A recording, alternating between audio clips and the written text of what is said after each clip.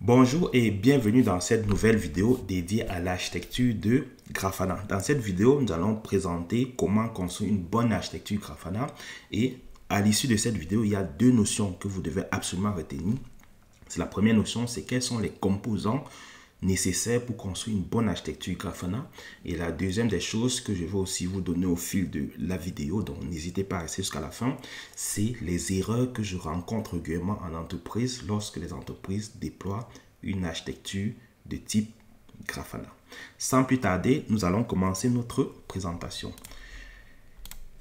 Quand vous souhaitez travailler avec Grafana, Grafana vous met à disposition un certain nombre de packages. Vous pouvez occuper les packages de Grafana sous forme de binaire, vous pouvez les récupérer sous forme de repository, ce soit du YOM, ce soit du APT, du DNF. Et Grafana vous les met aussi à disposition sous forme de container. Et donc, comme tout produit du marché, tout éditeur a besoin que les gens puissent tester rapidement leur solution. Et donc, pour vous aider à tester rapidement leur solution, les éditeurs vont en général embarquer un certain nombre de fonctionnalités. Et ces fonctionnalités auront qu'un seul but, de vous aider quand vous êtes en train de faire du POC ou du POV. Et donc, le POC, c'est tout simplement le Proof of Concept, c'est-à-dire l'éditeur va embarquer un certain nombre de fonctionnalités pour vous aider à valider qu'une fonctionnalité est possible. Grafana, dans son fonctionnement, c'est comme est utilisé comme une pieuvre. Il va aller requêter du SQL, il va aller requêter un cluster Elasticsearch, il va requêter un cluster Dynatrace et rapatrier toutes ces informations. Et donc, les entreprises vont rapidement installer, ils vont tester deux data sources pour valider que ça fonctionne. Et donc, les erreurs que les entreprises commettent, c'est qu'ils font un POC. Et en général, le serveur qui a servi de POC est souvent transformé en serveur de pré-prod ou pire, transformé en serveur de production. Ça, c'est déjà une des premières erreurs que les entreprises vont commettre. Pourquoi? Parce que ces outils qui sont embarqués par Grafana sont des outils qui sont là pour vous aider à mettre rapidement en place. Mais ces outils, pour de nombreux, ne sont pas prévus pour être utilisés en production. Et c'est ce qu'on va expliquer. Pourquoi est-ce que ces outils ne sont pas utilisés, destinés à faire de la production. Et donc, ces outils, vous aurez donc besoin, pour vous faire faciliter, vous aurez besoin d'un stockage. Parce que lorsque vous allez, par exemple, configurer des data sources de type, quand vous allez vouloir créer des visualisations de type Canva. Canva va vous demander, par exemple, de fournir une image de background, ce genre de choses. Vous allez fournir et stocker cette information sur votre cluster. Et donc, Grafana, ce qu'il va faire, c'est qu'il va vous mettre à disposition du stockage. Et ce stockage va le prendre où il le trouve. Et donc, s'il laisse une VM, il va utiliser une partition qui trouvera sa partition par défaut. Et ça on verra quand on va aller plus en détail dans l'architecture, vous verrez que ça peut poser problème. On va aussi voir la notion de cache, mais faites attention lorsqu'on travaille dans Grafana. Lorsqu'on parle de cache, il y a deux notions. Il y a le cache que je veux qualifier de cache technique. C'est ce qu'on va voir dans cette vidéo. Et ce cache technique, c'est du cache qui va par exemple être utilisé lorsqu'un utilisateur va se connecter. On va mettre des traces comme ça pour reconnaître des utilisateurs connectés, des utilisateurs non connectés. En fonction de l'affichage qu'il va prendre, il y a un certain nombre de notions comme ça que je qualifie de technique. C'est pour ça que je parle d'un cache technique parce que ce n'est qu'un cache que Grafana utilise pour son fonctionnement. Mais à côté de ça, Grafana va aussi vous permettre de gérer ce qu'on va appeler un cache fonctionnel. Le cache fonctionnel, on va faire une vidéo dédiée là-dessus, donc n'hésitez pas à vous abonner pour ne rien rater sur nos prochaines vidéos. Le cache fonctionnel, c'est le cache que vous allez avoir besoin quand vous allez travailler avec les data sources.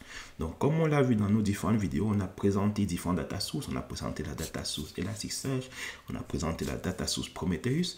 Et donc, quand vous êtes dans une petite entreprise ou du moins dans un cas d'un cluster qui a une faible volumétrie, vous allez vous rendre compte que la solution va marcher plutôt assez bien. Mais assez rapidement, vous allez vous rendre compte que lorsque vous êtes dans une forte sollicitation, des fois, il y a des requêtes qui vont se répéter.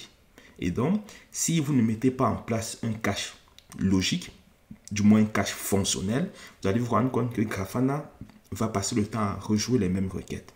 Et donc, il y a donc un autre cache que l'on va mettre en place dans Grafana qui va permettre donc de stocker ces informations pour pouvoir les réutiliser au besoin et ça va éviter de ressolliciter un système 5 fois alors qu'on a 5 utilisateurs qui ont fait exactement la même requête. Donc, mais nous, dans ce cas, donc, vous avez retenu, on a un cache plutôt technique qui va être utilisé pour le fonctionnement de Grafana et on a un cache plutôt fonctionnel qui va être utilisé pour optimiser vos requêtes, optimiser vos tableaux de bord. Donc nous, la notion de cache qu'on va beaucoup plus parler dans cette vidéo, c'est le cache technique. Et donc n'hésitez pas à suivre notre prochaine vidéo sur le cache fonctionnel. Mais que l'on soit sur du cache technique ou du cache fonctionnel, cela reste du cache.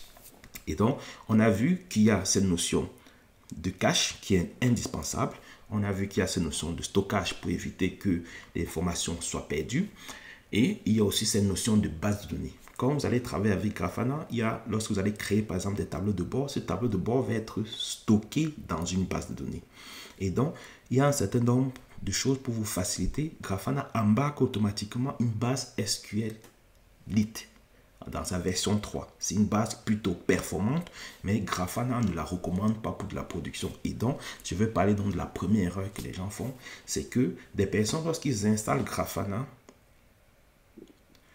ils ne gardent pas à l'esprit que cette base SQLite est conçue pour du dev, pour faire du POC, pour faire du POV. Et donc, lorsqu'ils l'installent, ils vont faire la même installation en production. Alors qu'il y a un certain nombre de bonnes pratiques que vous devez respecter, notamment cette base, vous ne devez pas l'utiliser pour faire de la production. On reviendra là-dessus. Donc, quand on veut construire une bonne architecture, donc ces trois notions de base de données, de stockage, de cache, il y a plein d'autres notions.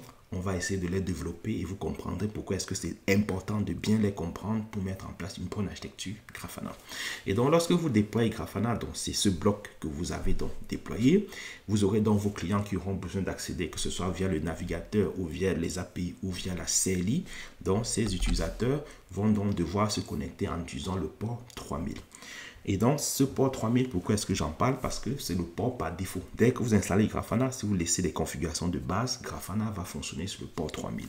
La première problématique, c'est que si vous restez sur ce port par défaut, ça veut dire qu'à chaque fois que vos utilisateurs vont vouloir accéder à votre ressource, ils devront saisir le port dans le navigateur. Et donc ça, quand on est en entreprise, ce n'est pas une bonne pratique. Pour des serveurs de dev, ça ne pose pas de problème, mais pour des utilisateurs, vous n'allez pas leur obliger à saisir le port 3000.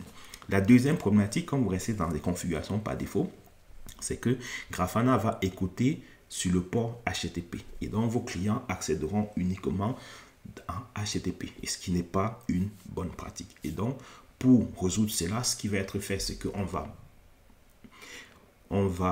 dire au client de ne plus se connecter sur le port 3000. Et donc, pour faire cela, on va donc plutôt, désormais, quand on fait une architecture Grafana, on va mettre en place donc plutôt un système de load balancing.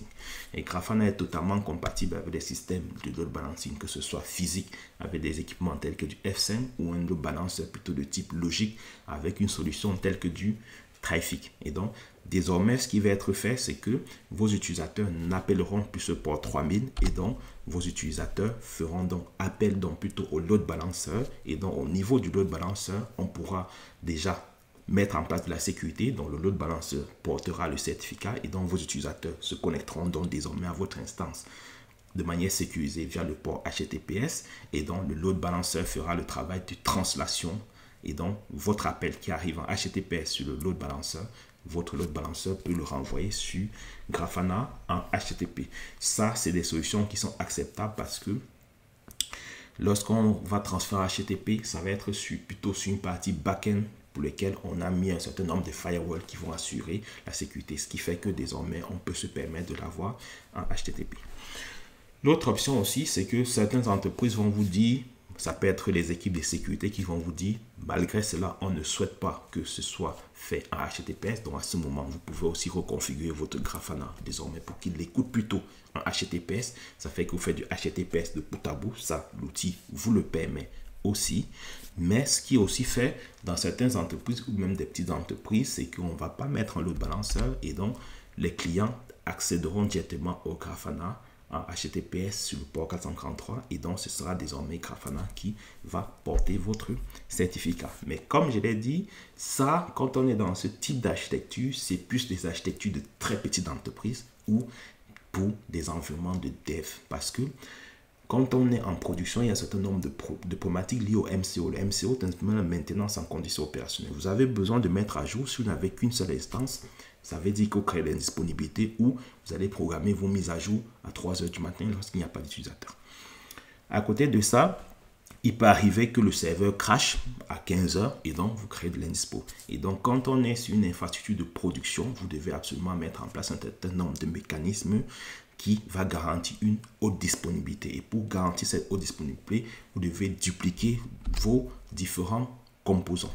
Et donc, lorsque vous dupliquez vos différents composants, ça veut dire désormais les clients ne pourront plus accéder en direct à Grafana parce que il faut repartir le trafic. Et donc, c'est pour cela que la flèche qui allait du client vers Grafana est donc supprimée. Ça n'a aucune utilité en production. Vous devez donc absolument passer par un système de load balancing. Si vous êtes sur des solutions de type Kubernetes, la partie load balancing pourra être gérée par des ingress controllers qui peuvent aussi être portés par une solution telle que du Traefik, du Nginx et j'en passe. Donc, en production, on garde à l'esprit que vous devez absolument mettre en place un système de load balancing et vous devez aussi absolument dupliquer les composants. Souvenez-vous, je vous ai dit, lorsque vous travaillez avec Grafana, il y a 3 notions dont vous devez absolument prendre en compte. On a dit qu'il y a la notion de cache, dans laquelle on va stocker les sessions utilisateurs pour la partie cache technique. Et puis, on avait aussi dit qu'il y avait la notion de cache fonctionnelle où on va stocker les éléments plutôt logiques, les accès répétitifs à certaines instances. À côté de ça, on a dit qu'il y a une notion de stockage parce que quand on était sur une seule instance, on pouvait se permettre de ne pas se poser cette question. Mais maintenant, comme on a 3 instances, si ces instances ne partagent pas leur stockage, ça veut dire qu'on va perdre l'information lorsqu'on va passer d'un composant à l'autre. Et la troisième notion qui est même la plus importante, c'est la notion de base de données. Grafana, pour son fonctionnement, a besoin d'une base de données. C'est pour ça qu'automatiquement, lorsque vous installez Grafana, même pour votre POP, pour que le Grafana soit fonctionnel, il vous déploie une base SQL, SQLite, et dans sa version 3. Et donc, vous remarquez dans une chose, ça veut dire que si votre client accède, par exemple, à l'instance du milieu, ça veut dire que s'il commence à créer son tableau de bord, le tableau de bord va être stocké sur cette instance. Ça veut dire que s'il met à jour son navigateur, c'est-à-dire désormais le balanceur le renvoie donc maintenant plutôt sur la première instance, vu qu'il a créé dans la deuxième instance, il ne retrouvera pas ces informations. Et donc, c'est pour cela que quand on fait une bonne architecture Grafana, en général, la première des choses qu'on va faire, c'est d'arrêter d'utiliser le SQLite et on va donc déployer des infrastructures sous-jacentes qui vont être là pour porter ces infrastructures. Et donc, ce qu'il faut garder à l'esprit, que tout ça va répondre à la problématique de haute disponibilité. Comment est-ce qu'on met en place de la haute disponibilité? Parce que vous ne pouvez pas faire un déploiement en production et ne pas répondre à des problématiques de haute disponibilité. Et donc, pour répondre à ces problématiques de haute disponibilité, vous devez donc absolument ne pas utiliser la base SQL embarquée dans Grafana. Et donc, vous devez déployer une instance dédiée. Et donc, cette instance, pour une fois de plus répondre à ces problématiques de haute disponibilité, parce qu'imaginez un scénario où vous déployez 3 instances Grafana et que votre base de données, vous ne mettez pas en place la haute disponibilité. Ça veut dire que si cette instance tombe, vous revenez aux mêmes problématiques. Malgré 3 instances, vous avez une indisponibilité. Et donc, peu importe les éléments que vous allez déporter, les éléments de Grafana que vous allez déporter, vous devez mettre en place des mécanismes pour garantir une haute disponibilité. C'est pour cela que tous ces éléments sous-jacents que vous allez déporter doivent absolument être déployés sous forme de cluster. Là, j'ai dit la base de données, vous pouvez la déployer sous forme de base SQL. Et donc, Grafana vous dit qu'il supporte très bien une base de données de type PostgreSQL. Donc, si vous avez déjà des experts en base de données PostgreSQL, vous pouvez aller là-dessus. Mais si dans votre entreprise, vous avez plutôt des experts plutôt en MySQL, c'est peut-être mieux d'aller sur du MySQL. Mais en général, les entreprises vont de plus en plus sur du Postgre parce qu'elles répondent un peu mieux à des problématiques de haute disponibilité au sein de Grafana.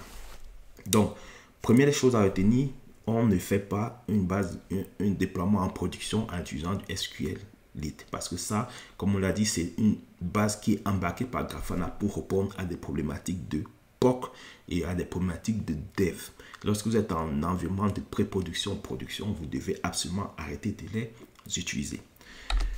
La deuxième notion qui est aussi très importante quand vous allez travailler avec Grafana, c'est la notion de cache. Comme je l'ai dit, vous avez du cache technique et du cache logique. Donc, Grafana vous dit, ce qui est mieux, c'est de déporter et d'utiliser des solutions du marché qui sont assez performantes pour la gestion de cash. Et donc, une des solutions très performantes pour la gestion du cash, vous avez la solution Redis qui va être utilisée pour gérer le cash au sein de votre base de données, au sein de votre cluster, pardon. Et donc, Redis, c'est une solution de gestion de cash sous forme clé-valeur qui stocke tout en mémoire.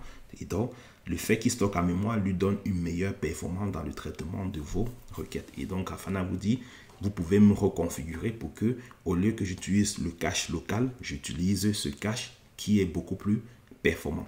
Et donc, si vous avez plutôt, vous n'avez pas d'instance Redis et que vous travaillez par exemple déjà avec des solutions telles que du même cache, Grafana vous dit aussi que je suis compatible. Donc, pour chacun des éléments déportés, Grafana essaie toujours de choix et il essaie d'être le choix sur les solutions courantes du marché. Quand vous faites de la gestion du cache, assez rapidement, vous allez tourner autour d'une de ces deux solutions. Bien évidemment, il y a d'autres solutions, mais assez rapidement, vous allez tourner autour de ces deux solutions.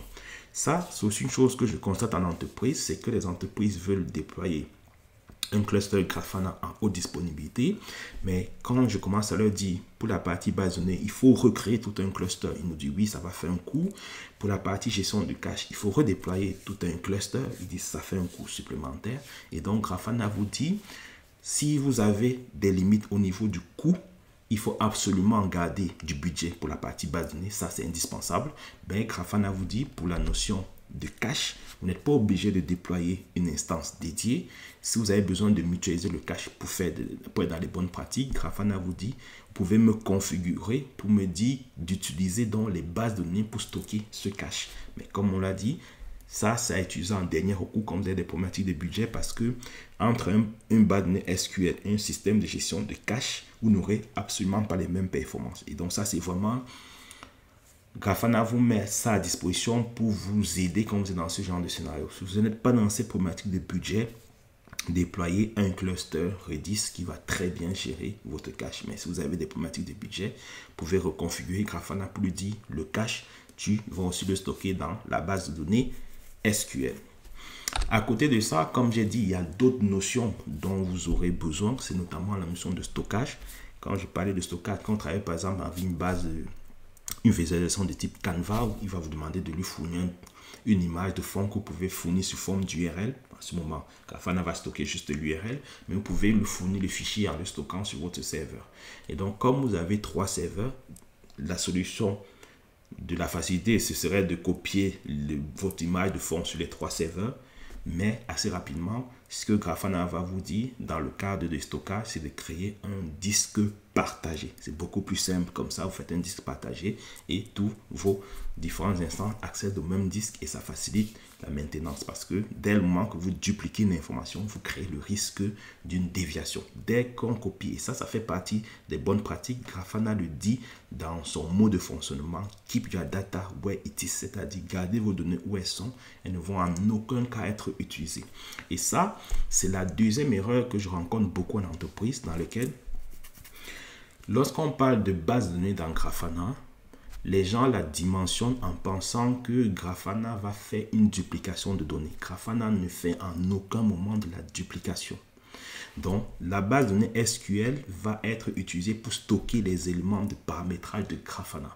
Si vous configurez Grafana pour qu'il aille lire un cluster Elasticsearch pour récupérer des données, en aucun moment ces données ne seront stockées dans la base de données Grafana. Parce que Grafana récupère les données, il les affiche dans un tableau de bord. Et donc, ne faites pas cette confusion. Cette base ne sert pas à stocker toutes les données que Grafana récupère pour les lire dans la suite. Non, Grafana fait du temps réel. Il va lire une donnée et vous l'affiche en temps réel. Et ça, c'est l'erreur que je rencontre beaucoup en entreprise. C'est les gens dupliquent les données alors qu'ils sont en train de travailler dans Grafana. Alors que la règle d'or de Grafana, c'est de surtout pas dupliquer les données. Et donc, on retient, quand vous allez aller dans Grafana, vous allez créer un tableau de bord. Ce tableau de bord va être stocké dans la base. Si dans Grafana, vous faites une connexion vers une data source de type Elasticsearch et qui va récupérer des données dans un index Elasticsearch, ces données ne seront en aucun cas stockées dans la base. Donc, vous n'avez pas besoin de faire une base de données de 50 gigas parce que vous envisagez aller récupérer 50 gigas d'Elasticsearch. Non. Les données qui vont être récupérées dans Elasticsearch vont être affichées en temps réel. Donc, vous n'avez pas besoin non plus de surdimensionner. Vous devez la dimensionner pour qu'elle réponde à des problématiques de votre cluster. C'est la base du cluster. Ce n'est pas la base qui stocke les données que votre cluster va aller lire en externe. Donc ça, c'est aussi une erreur que je rencontre régulièrement en entreprise. Et donc, comme on l'a dit, de la même manière, le stockage, vous devez donc arrêter d'utiliser le stockage de chaque nœud et donc mettre en place un système de stockage partagé. Et donc, à côté de ça, comme j'ai dit, il y a plein d'autres notions qu'on pourra développer dans les prochaines vidéos. Donc, n'hésitez pas à vous abonner. Mais je tenais à vous présenter ces trois notions qui sont indispensables, notamment de base de données, la notion de cache et la notion de stockage qui sont indispensables pour faire une bonne architecture Grafana. Et donc, quand vous mettez en place une telle architecture Grafana, vous répondez à des problématiques de haute disponibilité, vous répondez à des problématiques de performance et vous répondez à des problématiques de scalabilité, qu'elle soit horizontale ou verticale. Avec une telle architecture, vous serez en capacité de répondre. J'espère que cette vidéo vous a plu. N'hésitez pas à vous abonner et à mettre en commentaire ce que vous avez pensé sur nos différentes interventions. Si on a oublié des erreurs courantes, n'hésitez pas à les mettre en commentaire pour partager avec d'autres personnes. Merci et à bientôt pour nos prochaines vidéos.